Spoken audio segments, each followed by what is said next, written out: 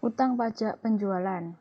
Retail seperti Walmart, Carrefour, dan Tesco harus menagih pajak penjualan atau pajak pertambahan nilai dari pelanggan atas pengalihan aset pribadi berbocor.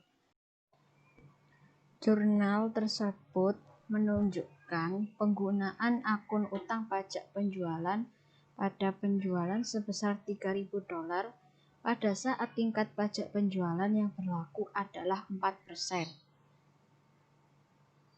Terkadang, penerimaan pajak penjualan yang dikreditkan ke akun liabilitas tidak sama dengan liabilitas yang dihitung dengan rumus pemerintah. Dalam kasus seperti itu, Walmart membuat penyesuaian atas akun liabilitas dengan mengakui keuntungan atau kerugian atas penerimaan pajak penjualan. Banyak perusahaan tidak memisahkan pajak penjualan dan jumlah penjualan pada saat penjualan. Sebaliknya, perusahaan mengkredit jumlah total dalam akun penjualan.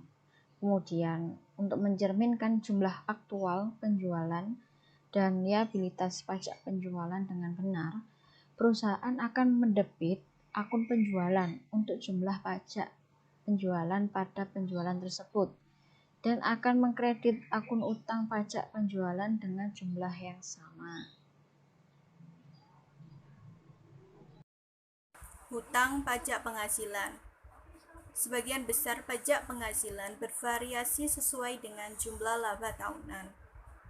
Bisnis harus mempersiapkan pengembalian pajak penghasilan dan menghitung utang pajak penghasilan yang diperoleh dari operasi pada periode berjalan. Yang pertama, hutang pajak adalah kewajiban lancar. Yang kedua, perusahaan harus melakukan pembayaran pajak periodik. Yang ketiga, perbedaan antara penghasilan kena pajak dan laba akuntansi kadang-kadang terjadi. Liabilitas terkait karyawan.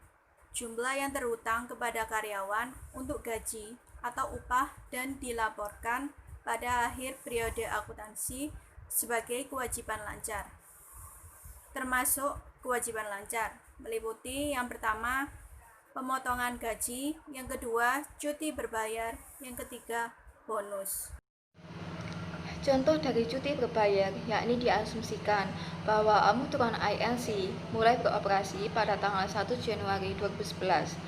Perusahaan ini mempekerjakan 10 orang dan membayar setiap karyawan sebesar 480 per minggu. Karyawan memperoleh cuti 20 minggu yang tidak terpakai pada tahun 2011. Pada tahun 2012, karyawan menggunakan cuti, tetapi sekarang mereka masing-masing mendapatkan bayaran sebesar 540 per minggu. Omicron mengakui akumulasi cuti pada berbayar tanggal 31 Desember 2011, yakni beban gaji didebit sebesar 9.600, sedangkan utang gaji cuti dikredit dengan 480 untuk membayar karyawan, kemudian dikali dengan 20 minggu sebesar 9.600. Pada tanggal 31 Desember 2011, perusahaan melaporkan liabilitas sebesar 9.600 pada laporan posisi keuangan.